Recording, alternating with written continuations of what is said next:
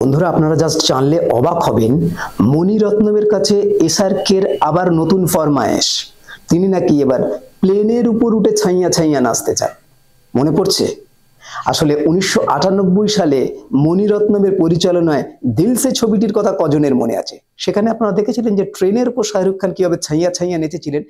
ঠিক তারই পুনরুক্তি করলেন, তিনি প্লেনের উপর ছাইয়া ছাইয়া নাচতে চান। আসলে CNN 18 নিউজের ইন্ডিয়ান অব দ্য ইয়ার একটি অনুষ্ঠানে সেখানে দুই বিভাগ থেকে প্রথম পুরস্কার পান এই দুজনই, এবং স্টেজে গিয়ে এই দুজনের দেখা সেই জায়গাতেই। সেখানে গিয়ে তাদের এই সমস্ত চুক্তি এবং মশকরা শুরু হয়। তার উত্তরে মণিরত্নম বলেছিলেন, আরে মশাই আগে দাঁড়ান, প্লেনটা তো কিনি। কিন্তু তার উত্তরে শাহরুখ খান যেটা বলেছেন সেটা শুনলে তো চমকে যাবেন।